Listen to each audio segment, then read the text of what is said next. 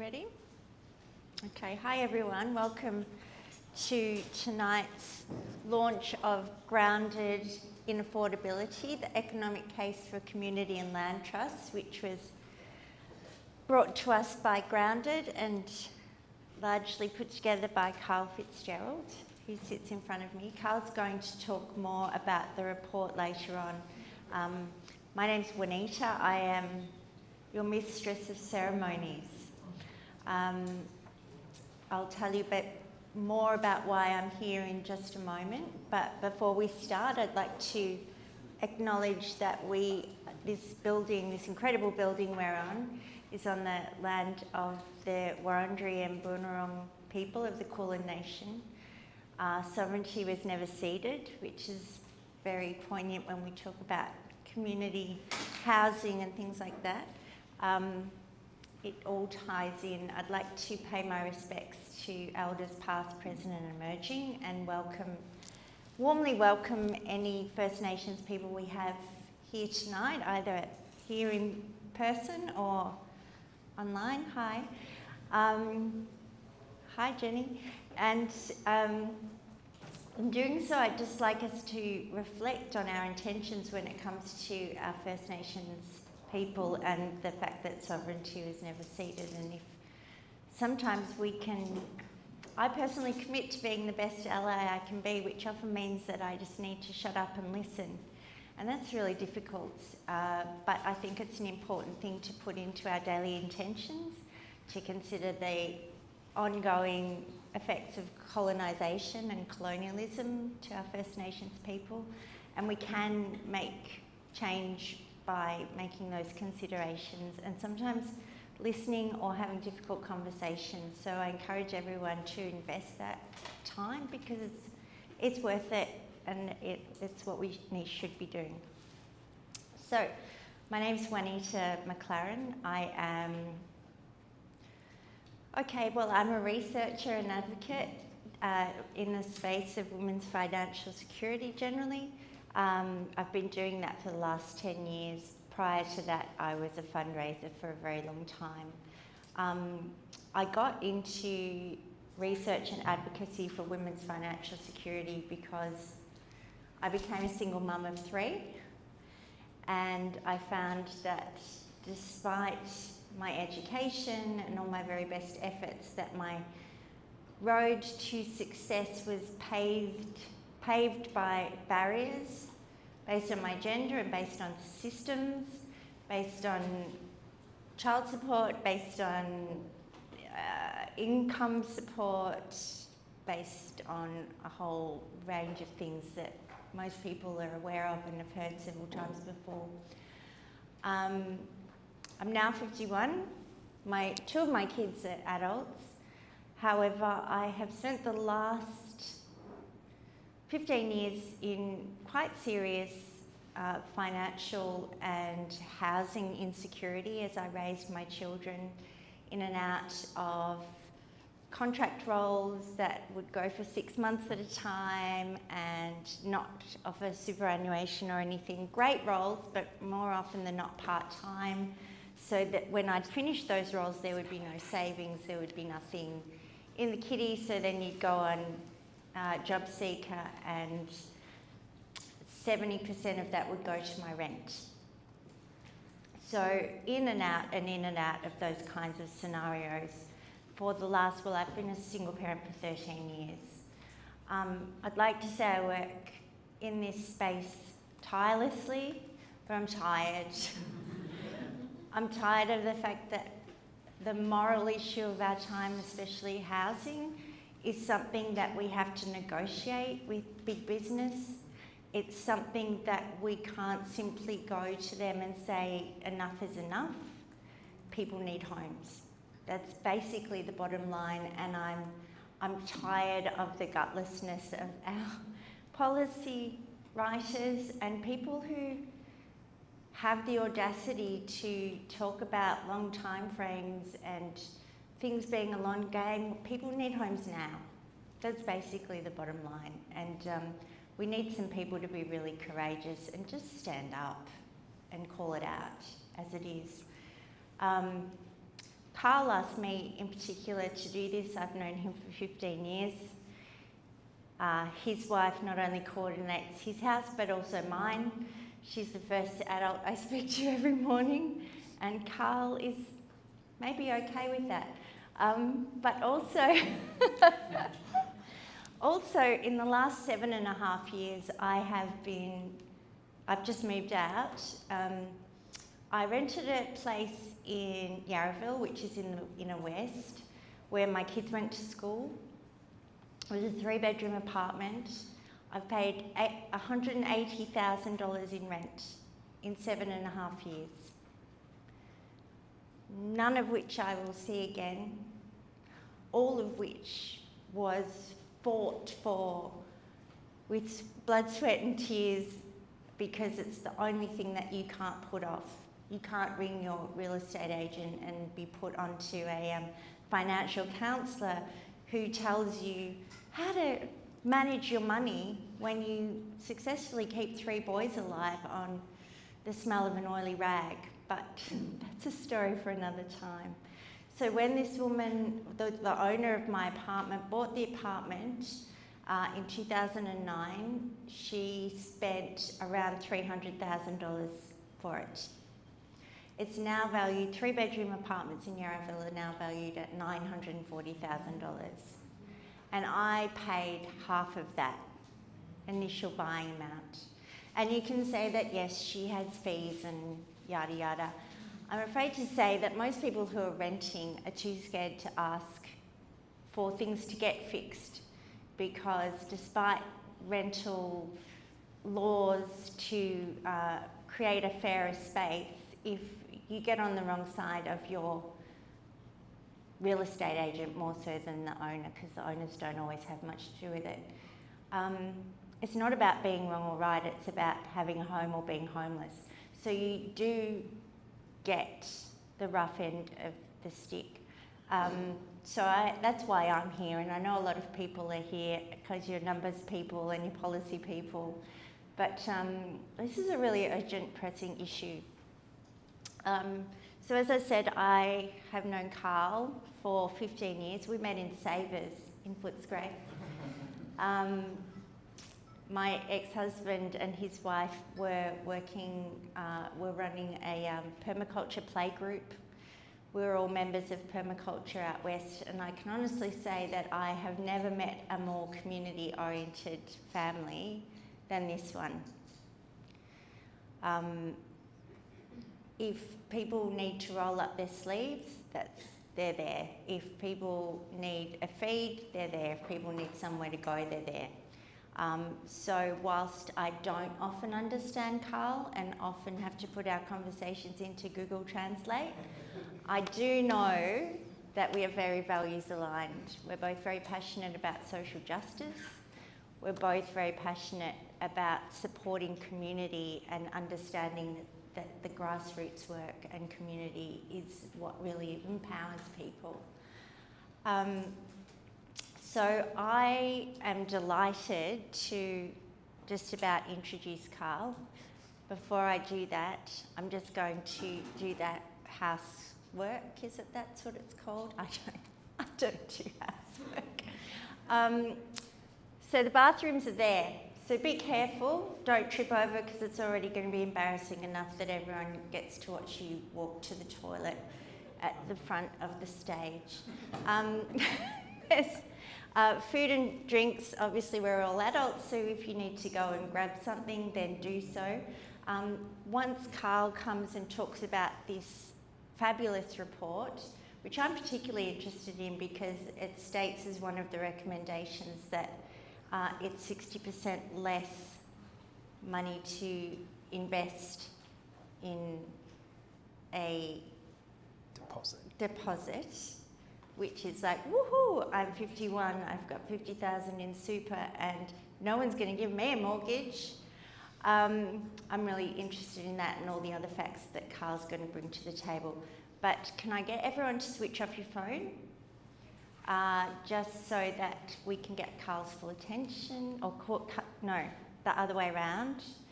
And if your phone rings, we will all like with people who come in late, we will all stand up and point and laugh, so that won't be fun.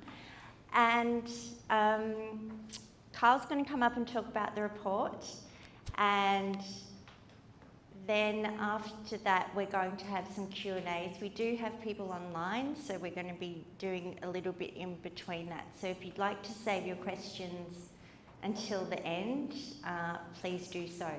And then we'll all be mingling. Have I missed anything, Carl? You all right? Let's go, people. Let's do this. I'd like to welcome Carl Fitzgerald. Thanks, buddy. I knew you'd say that. Very good. Thank you, Wani. Yes, well, that intro reminds me of an old saying I came up with years ago, that if paying the rent is our number one financial priority, why isn't meaningful government policy their number one priority when it comes to affordable housing? So today we're going to run through some of the findings from this amazing report. Now I have my clicker and it's going to work. So hello. I've been doing this for 20 years. It's great to look around here and see some of you who I've conversed with over that journey. During that time, I've been lucky to play a role in changing 3 major taxes in Victoria: the vacant residential land tax, the rezoning windfall gains tax, and of course the ultra geeky land tax thresholds that have been dropped significantly here in Victoria. And yeah, for all you tax geeks out there, please come and see me. We need more tax geeks. That's going to be the theme of tonight's talk.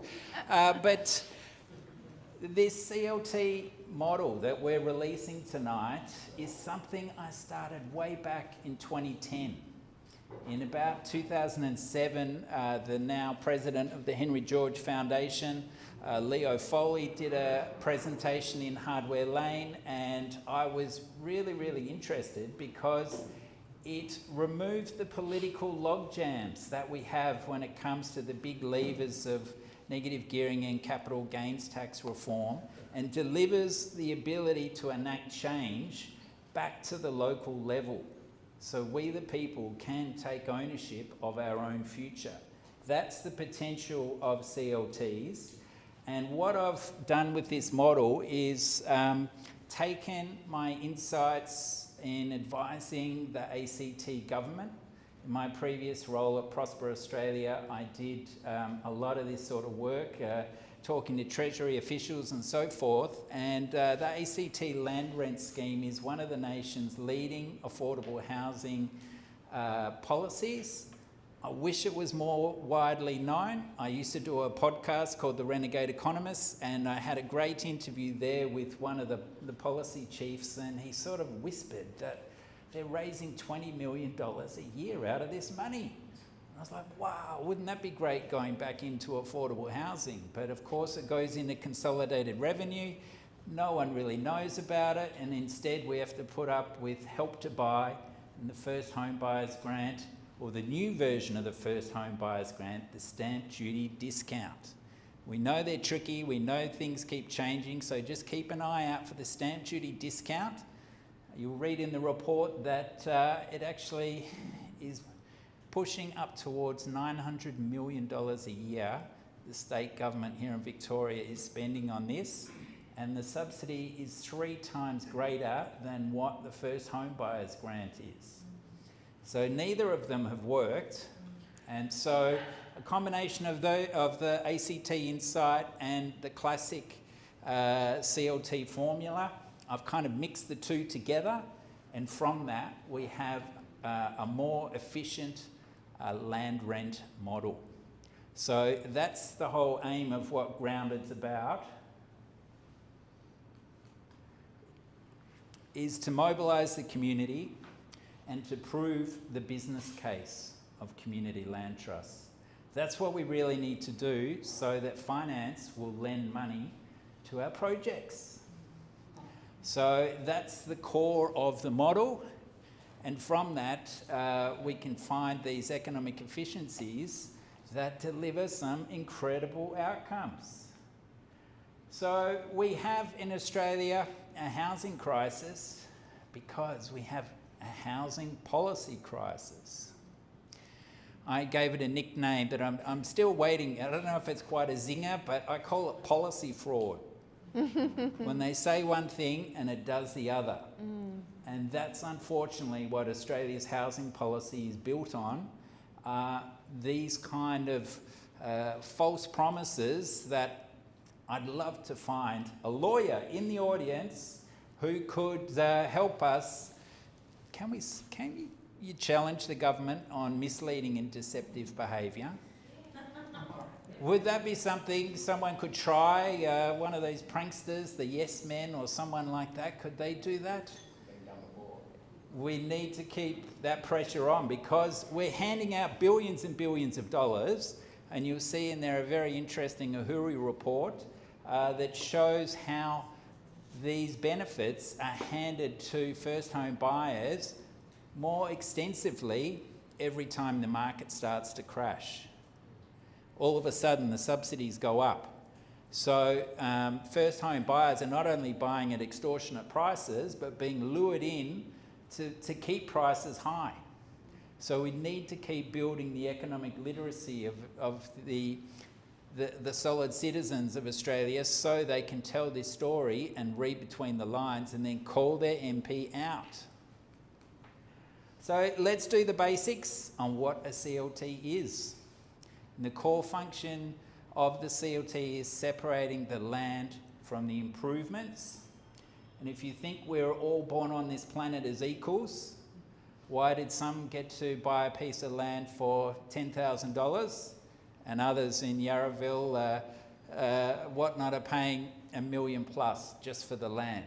So this first come, first serve economy we endure is something that really needs to be questioned, and the ability to buy and sell real estate from your mobile phone while sitting in a hammock on a beautiful Barbados beach, aka a tax haven, you know, this sort of rorting of the system we have to keep pushing back on.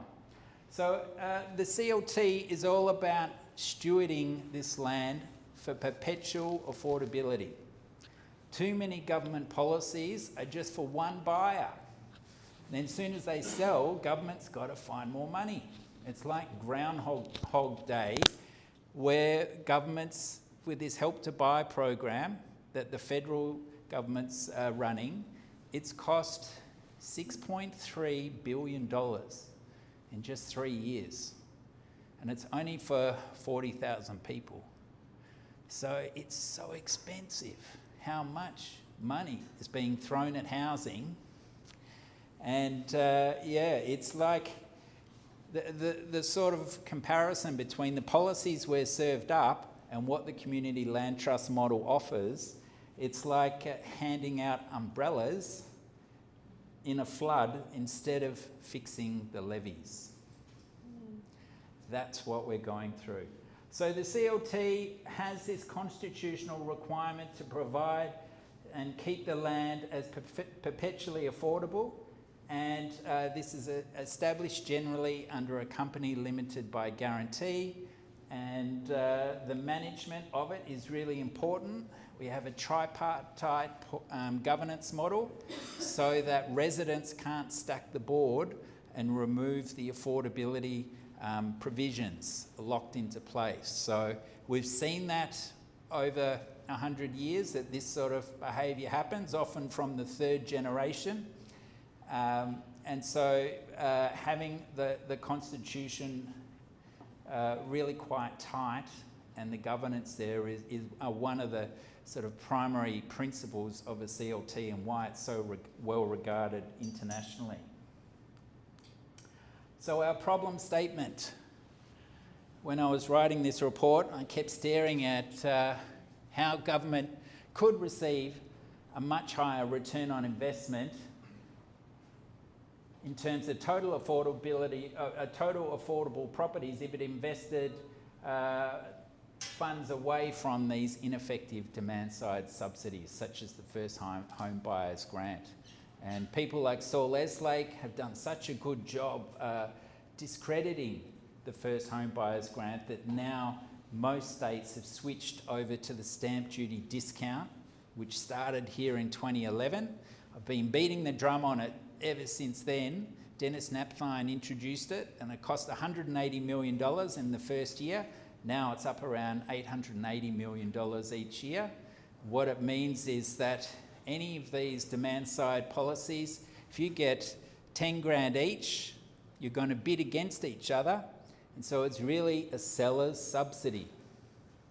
And that's the pain of understanding how housing economics works. So the relevance of this study is really, this is a red-hot emergency, isn't it? It's a global phenomenon of the commodification of a place to call home. It's rife wherever we look, and unfortunately, the First Home Buyers Grant has just moved to America. It's so sad to think that so many more countries are now going to waste millions and millions of dollars on these wasteful forms of government intervention. So let's get into our key findings. The big one, that this barrier to housing, to being able to buy a home, of needing a deposit that's somewhere between $130,000 in Castlemaine, where we focused this study on, right up to $281,000 in Sydney now. Like, that is heartbreaking. And I often wonder how much economic pain people have to go through before they really want to study this economic policy. So it's great to see so many of you here in the room, but when you think of how many people are reading a housing affordability article each and every day, we should have 10,000 people here, shouldn't we? If we had even 2% of those readers. So, yeah, we keep pushing forward. So the other one is that over the time, and we estimate that people will stay in a CLT for about 12 years. The average tenancy is 10 years, so we extended it a bit longer because affordable housing is such a rare thing these days. And during those 12 years, you'll save about 39%, which comes out at about $153,000. So that's a nice saving, and we're hoping that people can save about a quarter of those savings to, sorry, the screen just flickered then and I freaked. A quarter of those savings so that they've got an exit plan in place. And the best thing about it is that as people are involved in the CLT, they are contributing. The modelling stacks up that they're basically funding the next community land trust each decade. And we'll get to those figures. So in terms of those government efficiencies, I really was staggered when I saw the number, but the return on investment of investing in CLTs is 450% greater than a Help to Buy or First Home Buyers Grant. So, you know, we should have 300 politicians in this room, shouldn't we?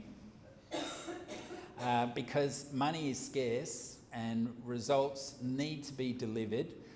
This federal election, housing is a prominent issue, so let's hope we can get that number out there and get people really serious about making better use of our public funds. And then another one, when it comes to affordable housing, everyone's heard of the NIMBYs, not in my backyard. And then we have the YIMBYs, yes, in my backyard. Well, no one should be complaining about CLTs because these affordability savings across 20 homes is about 300 grand a year. And so there's an immediate pump prime away from all this expenditure that goes to the banks currently as we stretch and stretch to pay these jumbo-sized mortgages, and gives us that choice to spend the money in our local community. And that helps small business, that helps wage growth, that helps our kids get a job. And that's what we need to support more small business and more decentralise the power base is really, really important when it comes to community development. So here's the boring slide. Tried to be as conservative as I could with these quite astounding numbers. And so when it came to choosing a median, as housing economists, we have to make a choice. Do we look at the Valuer General's data, which is very conservative on your council rating notice, because every council is paranoid about getting taken to court by the Westfield family and being sued. They were perennial litigants there. Or the real estate data, which is a little bit too exuberant. So I went in the middle, chose that median, and for Castlemaine that was $576,000 for a 2-bedroom home. Problem is, you can only find 6 properties in Castlemaine for less than $600,000 at the moment. So what I'm trying to say is, I've been really conservative in how I've put this together. And one of the core angles in this whole story of this new land trust model is what we call the affordability lock. So we'll get to that in a second, but this is what it looks like when you compare in green the CLT resident, in red the renter, and then the open market purchaser. So you can see they're quite significant savings. There, over 30 years, there's a narrowing of between the market and the CLT owner because the land lease increases slowly, but still the savings are significant. And so what is this affordability lock? This is a combination of a 1.5% land lease whilst you're living there, and when you go to sell, there's a 50% stewardship fee. This is our name for essentially a capital gains tax. So we're showing, when they do the tax reforms, when the Henry Tax Review came out after the global financial crisis, the Merlees report in the UK also investigated why did the GFC happen, and then the New Zealand Tax Working Group also released a report. All 3 of them, just like reports have delivered for hundreds of years, found that the fairest way to raise public funds is through a land tax. And what the CLT model does under the land lease, a land tax is another word for a lease, we're paying a lease back to our community and making that community more resilient and stronger. So, and then when you go to sell, the third aspect to the affordability lock is one of the mainstays of the CLT model, and that is a resale formula that ensures that the price is not greater than our wage growth. So between those 3 factors, we've got 3 really powerful levers to ensure that land and housing prices don't exceed the growth in our wages. And that's the problem we've had, as Alan Cole has pointed out. For nearly 20 years, we've had wages growing at 1/3 of the rate of land prices. So that's why we're all at a breaking point right now, because we've had 15, 20 years of this, and it's the turnover of property means that the number of properties that still enjoy the purchasing price from 1980, way back when you could buy something for $40,000, there must be 5% of properties left paying nothing for somewhere to live, and everyone else is paying through the nose. So the ground lease formula, look, I'm not going to spend too much time on it, but yeah, basically, it's very interesting when you see a developer's a feasibility study. They call interest rates a holding charge. And they know that if interest rates go up, they can't pay as much to purchase a property. Just like a home buyer knows that, don't they? Well, when it comes to ground leases, the same mechanics work. That we understand we have these financial obligations over time, and so we're going to bid less for the property. And so that's the core of what this land rent story is that I get so passionate about. So making the numbers stack up, and yeah, I laughed when there was a photo of the original CLT report I started in 2010, and I had the land lease formula at 3%, but now land prices have increased so much I've had to halve it to 1.5%. But because of that, and because that purchase price now of the land to begin with is so high, we need to sell 1/3 of the homes we build to pay for the land and the development costs of getting a project up. So this is really aggressive, and I'm wanting to do it in 4 or 5 years to pay down those debts so we can prove to finance this model works, get behind us, prove to philanthropists, get on board, and to government, because we can do this knowing how the numbers work. So let's pay down those debts quickly, and this is what it gets me excited when we zoom in on after year 5, once those debts are paid off. This orange line is our revenue, and it peaks at 12 and 24 years because that's when the big sales happen, every 12 years. And in between, you can see that we have a surplus above our expenses. And in economics, that's the golden formula when your marginal revenues are greater than marginal costs.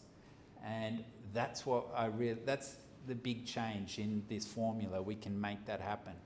So I get excited about this because, yeah, we can be in the black quickly and start to really bring big capital on board. And this is what it looks like all those years of surplus. First decade about 1 million, second decade 1.4, and then the third decade it really starts delivering 2.1 million just internally from what we are doing as a community, paying this land lease and sharing half of the capital gains.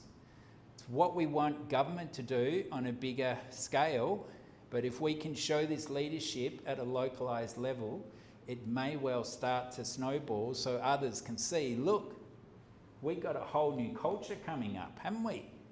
We're here today to shift housing from a state of me to we. And that is the big challenge we all have, is seeding that concept that we are born onto this earth as equals, and here are the financial tools to make that happen. So this change of culture, we're all brought up to give more than we take. We're all brought up to look after others, and a fair go, mate. It barely survives now as an Australian ethos, but let's put it back into play. And when you look at how the split rolls out, basically the resident gets about 1/3, whereas the CLT takes about 2/3. So, there will be people out there that will criticise us for that, but you're getting in the door, you've got security of tenure, you can stay there as long as you want, as long as you keep paying the land lease and maybe being involved in your community.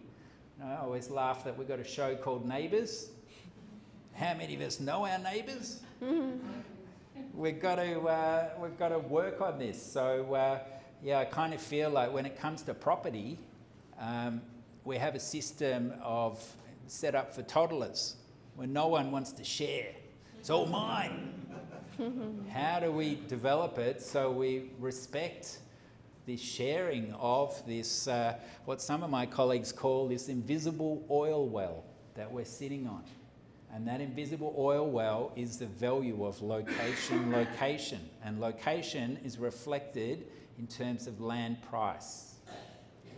So community land trust can do a lot of things. You know, there's so many amazing groups around the world that are putting housing front and centre as a human right. We have more equity and justice. There's community agency, the resilience, the ecological side, the net gain, the building for future generations, and of course that primary function of keeping housing perpetually affordable. So here we are in Victoria, and I wanted to just show the first home buyer loan size. When the stamp duty discount started off here in Victoria with the rust colour, grounded colour, the loan size wasn't very high at all, but now it is boomed. And what is of interest in the last few years, it started to settle down. And I feel like that some of these reforms coming through with the vacant residential land tax, the land tax threshold, the rezoning windfall gains are starting to decommodify this speculative largesse here in this state. And it really blew my mind looking at what other states are doing for housing affordability. And Victoria, I'm sorry, we are 3 or 4 times in front of other states in terms of things that are happening. So don't know whether I'm auditioning for a role for the ALP, but there are some exciting things happening in this state, and I love seeing what the ACT does as well. They do a lot of progressive things.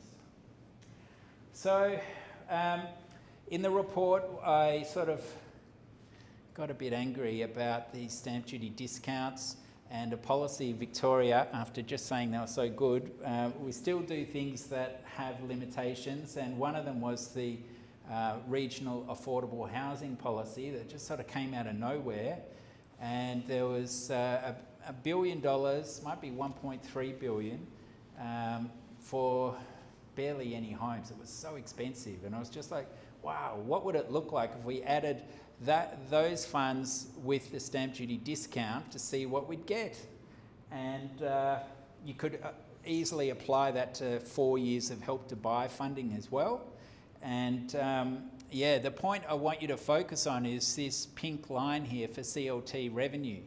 And by year 7, when the turnover starts to kick, that revenue is really starting to rise. So it's quite incredible how it takes a little while, but after the debts are paid down and turnover does start happening, the revenues can really rise, and by year 10, something like 120 homes could be self-funded just by the CLT. And so when you think that we can leverage those income streams, we can attract philanthropic interest, you know, we could easily be tripling those numbers and coming up with a really powerful new system of funding affordable housing.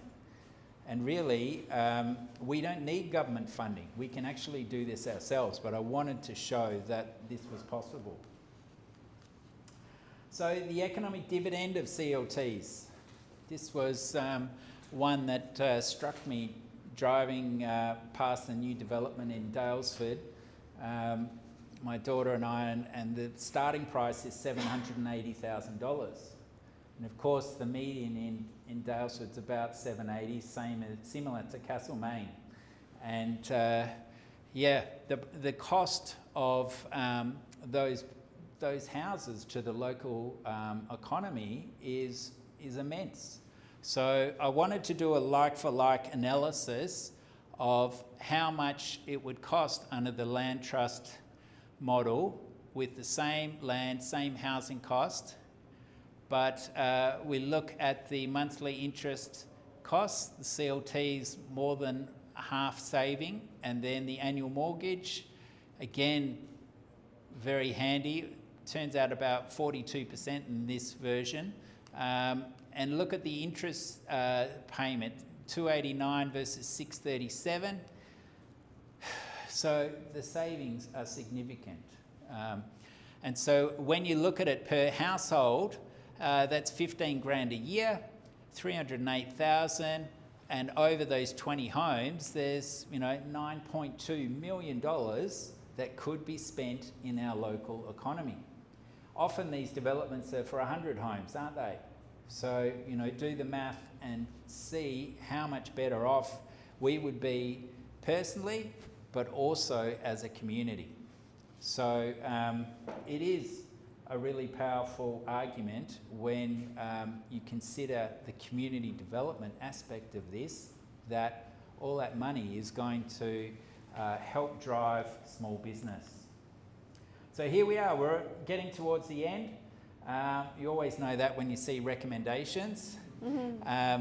But there's 24 recommendations, and a number of them are about improving the CLT business case and really helping get these projects over the line. Because I've seen people in the co-housing movement, CLT movement, meet for 6, 8, 10 years trying to get a project up, and it's just so hard to get a community-led development up.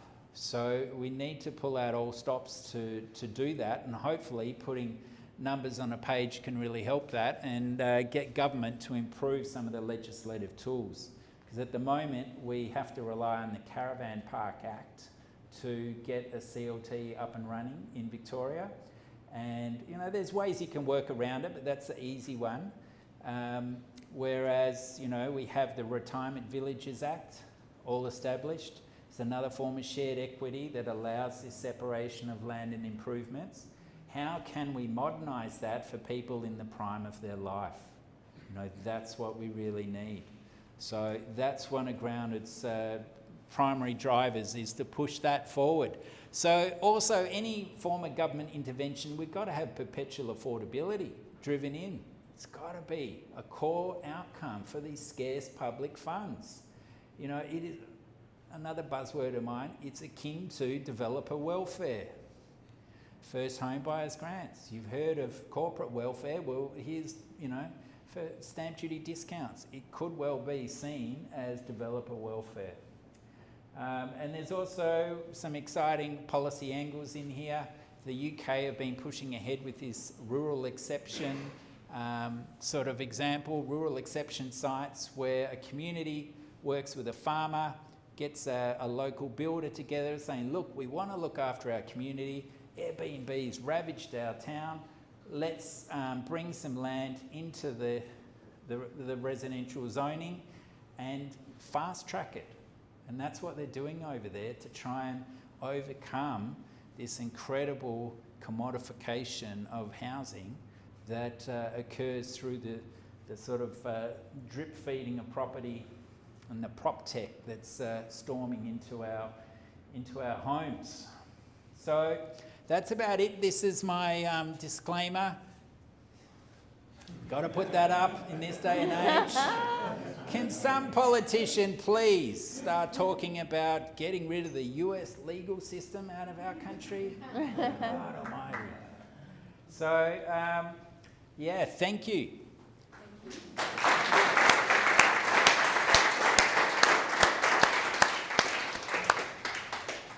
Thanks, Carl.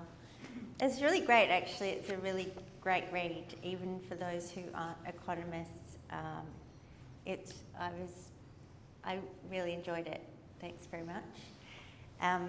Reminds me of when my rent went up by 25% 3 years ago, and their reason for it was that they did a survey of 3 other houses in the suburb, and that's what they are paying, so you can pay it now too. So the speculative aspect of housing costs is, insert word here. So now we've come to question time. We do have people online. I'm going to get Carl to come back here because he'll be answering the questions. I'm going to have this microphone, and Nat is going to be screening some questions from people who are watching online. So does anyone here have a question you'd like to start off with? Whoa, okay. Whoa, Nellie. I'm going to get my money's worth of exercise. I'm going to start over here. Just a very basic question. Thank you. Thank you. Carl, for your question, a very basic question. I just want to understand the asset that you own. I understand that the community land model, the collective owns the land, it continues to own the land, contributions by the renters, if you like, or the house owner, contributes to the prospect of future builds and future projects. Great idea. Then what does the person at the end of the day own? Do they own, is it the old person's housing model where they own the house they built on the land? Is that what they own? That's and what they they sell at a reduced rate, or is there some conditions around that? Could you just explain that a little more? Yeah, the resale formula comes in to make sure that prices are orientated towards wages rather than expected future capital gains. The other big advantage of CLTs in terms of that community development aspect is that there's a real prioritisation for locals first. People who live locally and people who work locally. So key workers can be front of the line. So that's really important in this day and age. Wani, I think I just quick. have one more question about Yeah. the original land property value. Yep. Are you assuming that value is from philanthropic sources or market rates? How do you secure the land in the first place? Yeah, that's a great question, and yeah, it's going to be whatever we can find that is half reasonable. And one of the big dangers is buying at the wrong time and the whole CLT going into too much debt. So we really are conscious that that purchase price is so essential for setting up the growth into the future. Hopefully there will be, the dream is that you find some land donated from a church. We're doing a lot of work on succession planning and discount land leases from families who might own various stretches of land but want to do the right thing. There's a variety of models, but the main one when talking to various working groups is please don't overpay. Really get serious on that price and be really patient because that's the big issue. Great one. Thank you. Jen? One right Oh, sorry. I was one of the last to raise my hand though, so if someone's... I'm going to come back to you next. We'll go to Jen here. We have to talk into both Jen for the people online. Hi, Carl. Jenny Davidson from Council of Single Mothers and Their Children, and your deep dark history, of course, 25 years back. I'm interested in a related question, which is how are financial institutes going with keeping pace with this model? Not just the purchase of the land, but for the residents who own the house and not the land. Is there any challenges trying to get financing?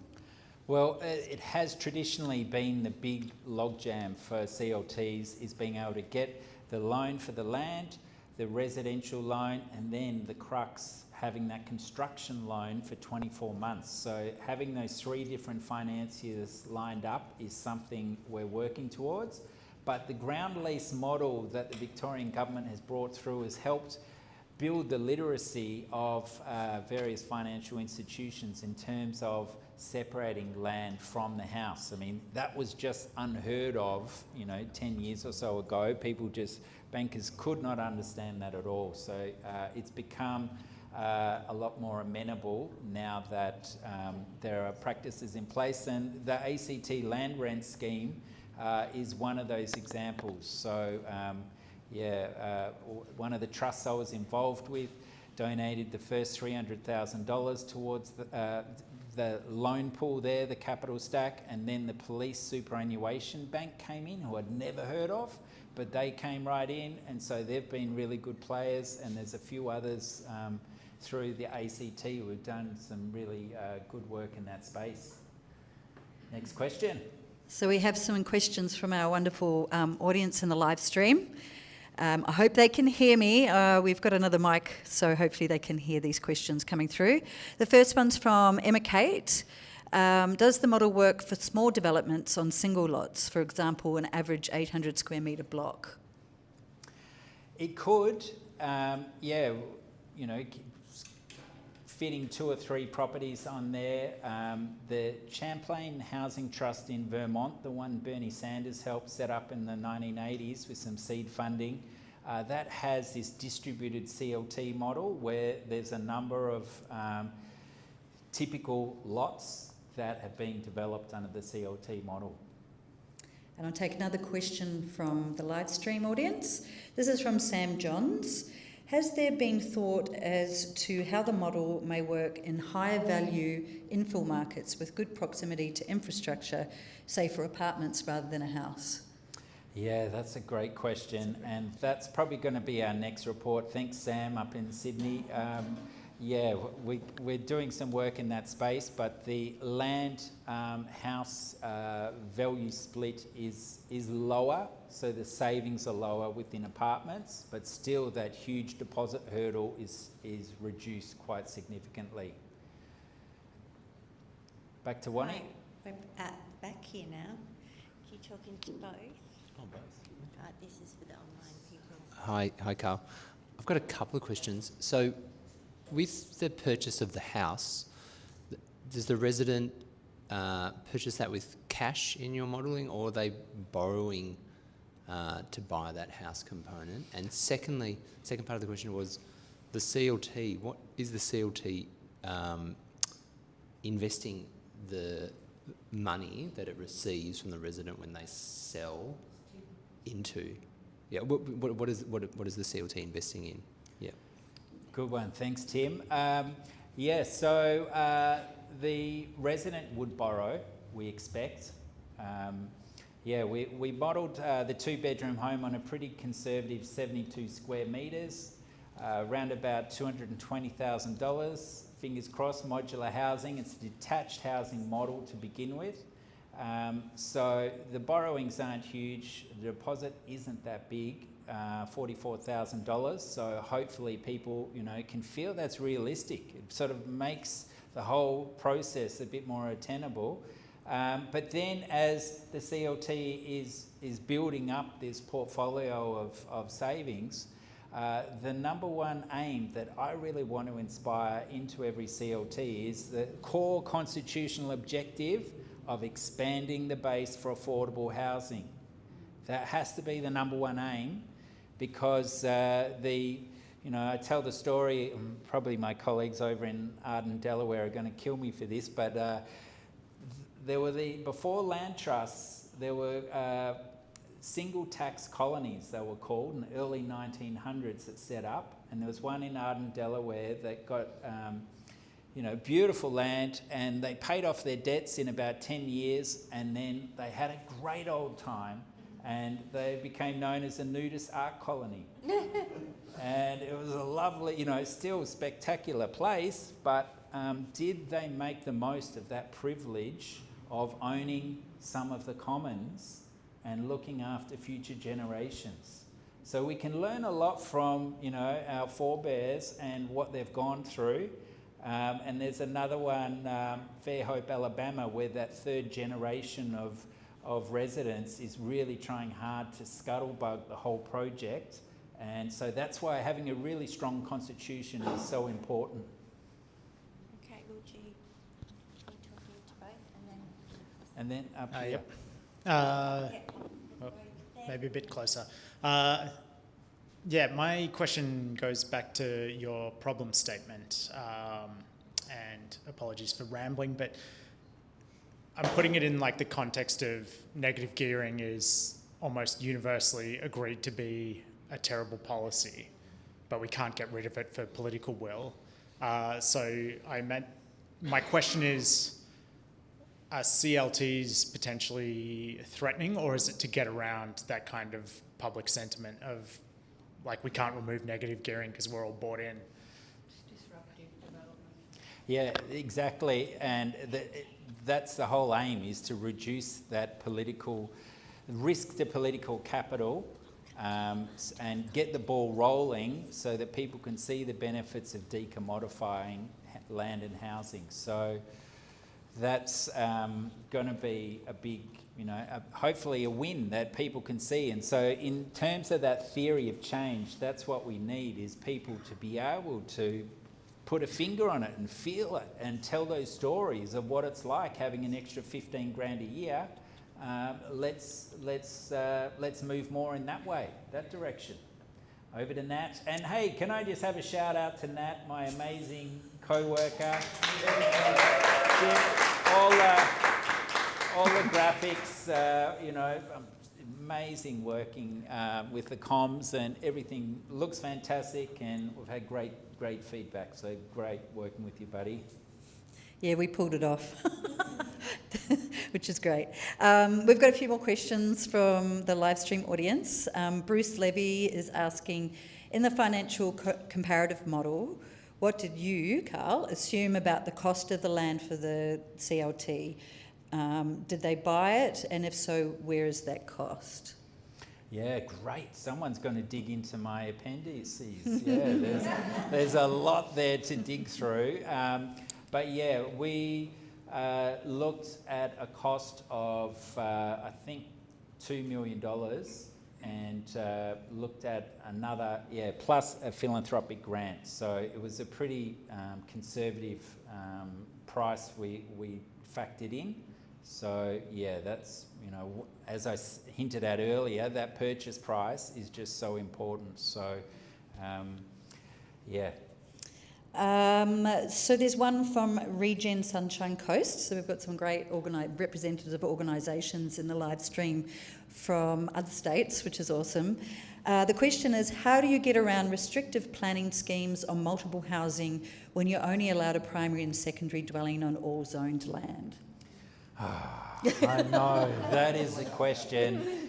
And I'm putting it out there. Anyone, I would love to know more about what happened with New South Wales multiple occupancy laws. There were 12 municipalities where you could build 12, 15, 20 homes without rezoning. That's crunched down to only 2 districts, 2 municipalities now.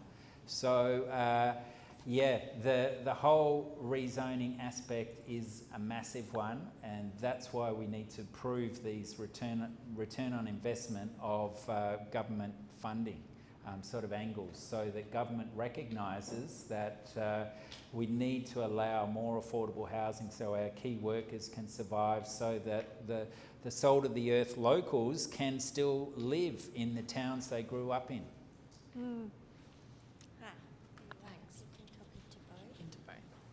Thanks, Carl. My name is Natasha. I work primarily in local government. We've met before online. My question is around the community aspect of community land trusts and how we get it to take root. Because I guess we've got a bit of a chicken and egg situation, right? Where we need, for this to work, we need communities to engage in community land trusts. For communities to engage, we also need to give them the tools to engage in it. So people are unaware at the moment. We've got that whole rotating chicken and egg thing. But I think one of the biggest psychological hurdles, apart from finance, which is not psychological but a real hurdle, is when we see community land trusts, obviously the dream is this is the model and it sits alongside other social and public housing models. The reality is it's sitting within a privately led housing market, and that's the model, so it's going to form a small percentage. Within that, how do we support people to engage with this when there's anxiety about the need to resell for profit in a profit-driven market? So in 12 years' time, the house they bought is no longer where they need to live. There isn't a community land trust where they're moving to.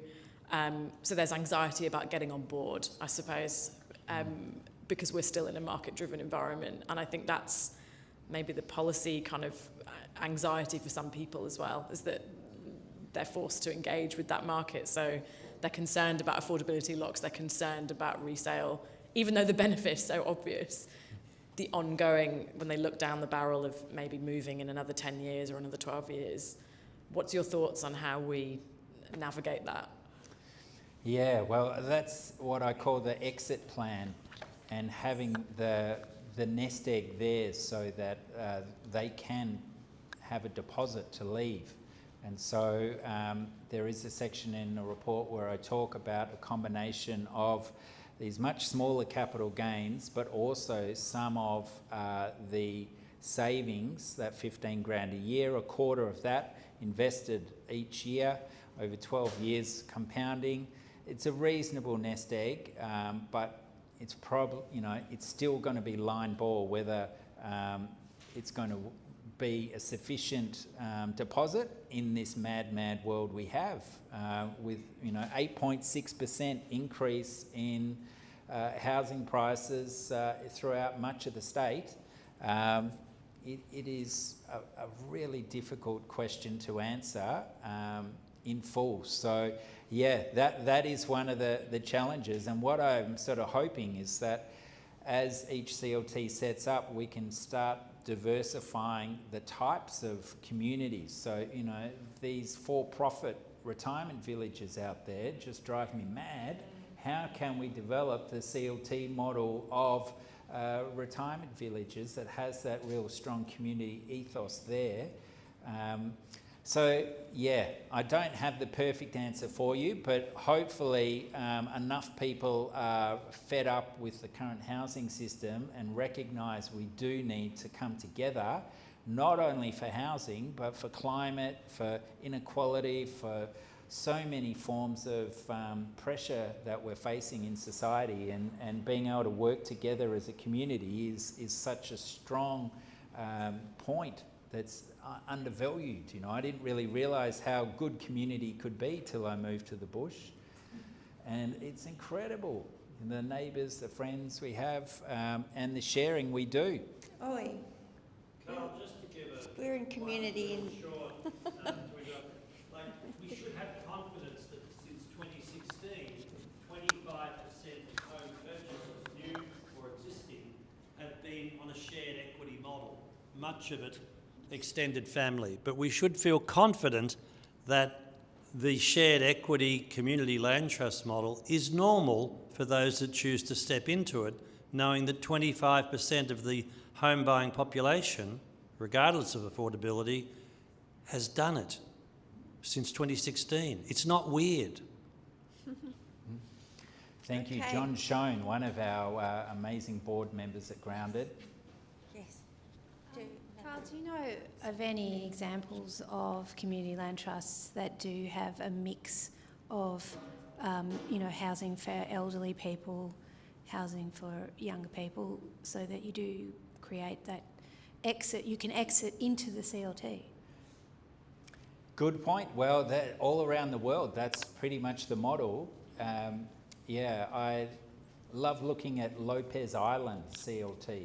Have a look at those guys. They're sort of a great rural mix, but they're really growing strongly. Champlain's another one. And then, of course, the Cornwall CLT movement in the UK. Wow, they're probably the most productive group. If you ever get a chance to be in Cornwall, UK, visit there, because they are making a big difference. It's really important. Over to Nat. So there's a couple more questions here. Martha asked, how does homes under management come into the model? Home centre management? Homes under management. Can anyone reiterate what that might be? Property management. Property management, okay. Well, that's one of the things, is that people are to begin with, I imagine in Australia, we are going to have home buyers living in the home. So there won't be a property management model, if you like, to play. But when it comes, as we go further down the track, there will be more liquidity within the movement, so that affordable rental supply can be provided. And from what I understand from CLTs around the world that generally starts off with a resident doing that sort of localised housing management. And that's, it starts off on a volunteer community ethos. So hopefully that means that we have good empathetic people helping our renters deal with the day-to-day problems that do go on. And this is related to Sam's questions about apartments. It's from Jonathan Flannery. So related to that question about apartments and more broadly around titling and lots, how is it seen that strata or body corporate comes into the CLT, or how is that structured? Yeah, that's a good question. Hopefully we can avoid strata fees. The land lease should cover that. And so, we do have a modest management fee for an on-site manager, but it's very modest. And we're hoping that people can look after each other. We don't need to have this hierarchical model so much. We can actually help each other and remove the need for some of those costings. Any more questions in the room? Yes. Oh, okay. Thanks. Hi. Thanks, Ross. Actually, I have two questions. Is there a minimum of investors per project, and what are the risks involved? And do you have a risk rate into your model? Well, we're not really appealing for investors to begin with, and that's the beauty of it. We don't need to pay a return on investment to investors. We should be able to do this ourselves. So that removes one of the big sort of pressure points in the model. I wince when I see people saying I can deliver double-digit returns for affordable housing investment, and I'm like, whoa, those words should not be in the same sentence. So we're really about trying to encourage patient capital to have to see community land trusts as a low-risk investment. So the Scottish CLT movement benefited from a 30-year loan from the Norwegian pension fund that was CPI indexed. And that Norwegian pension fund, of course, was funded out of oil rents. So it was a nice circular flow between oil and land to be custodians, if you like, and share the capital to help others to enjoy affordable housing. There is a list from investor in the beginning to pooled investment in the shared equity fund for the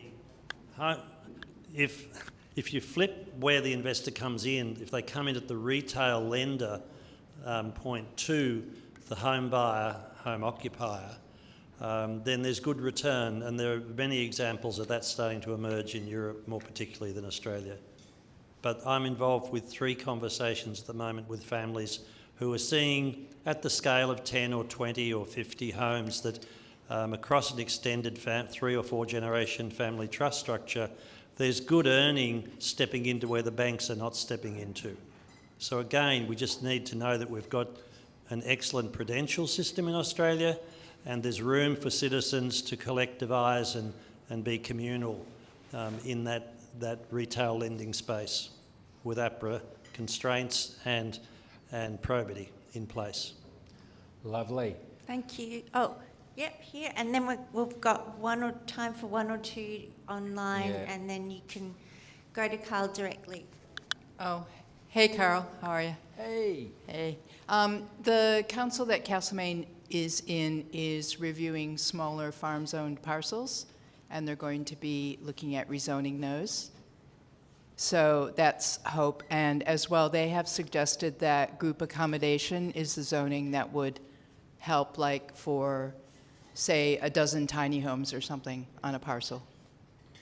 Yeah, good. That's what we need. Our progressive council's really pushing the boundaries on. So thanks, Deborah, for feedback. Yeah, very interesting. As we get close, I can hear some bottles rattling.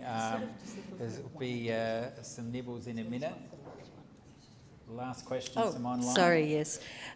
This is from, and I'm really sorry if I'm not pronouncing the name correctly, Dr. Lubosh Hanuska. So it's sort of a comment and question, wondering if there was a group of people in Melbourne wanting to establish a project like this, a CLT. I did actually let them know on the live stream that that's something Grounded really wants to look towards, has been able to facilitate these spaces for community members really interested in being able to build towards a CLT. And people can do that by going to our contact page. There's a survey and you can get a call with Carl once the survey's filled in. But she also talks about one of the major mental health problems today are caused by loneliness.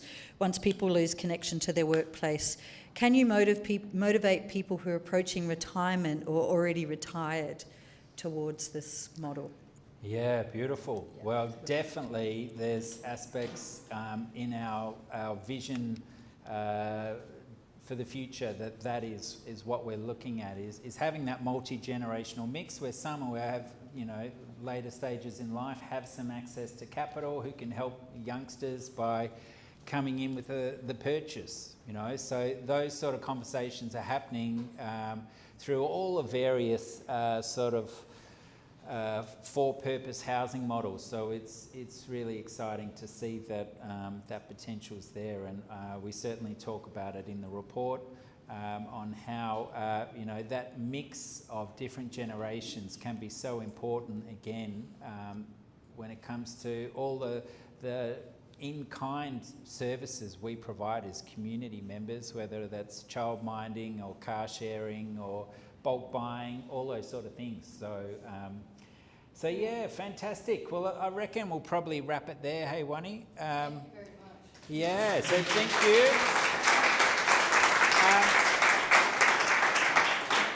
I just wanted to finish off that I got a message from one of the members in our audience that a landholder on the Surf Coast Shire is very interested. They're taking the next step. So that is a great sign, because we've had a number of these conversations, and John, our land whisperer down the end, has got always a few projects, and we get so close and then something happens. So for all of us working in this space, I imagine some of you will be going through those discussions and pressures as well. So we're here to have those conversations with, if you just want someone to ring up and figure out how you survive, negotiating with people who own lots of land. It's a bit of a nerve-wracking process, but we have to just keep trying, because we know we're going to find the right people soon. And once we get one project up, we're confident it's really going to snowball, because the pressure is out there, isn't it? And when we can deliver this housing at least cost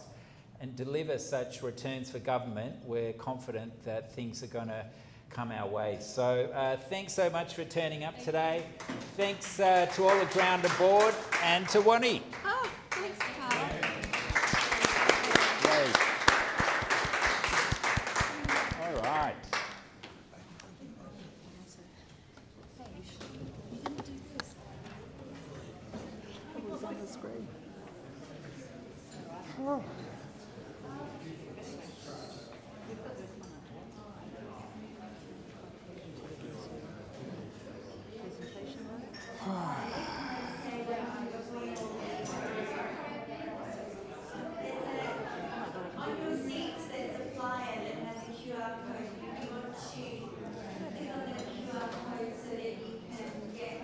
Did we find a bottle opener?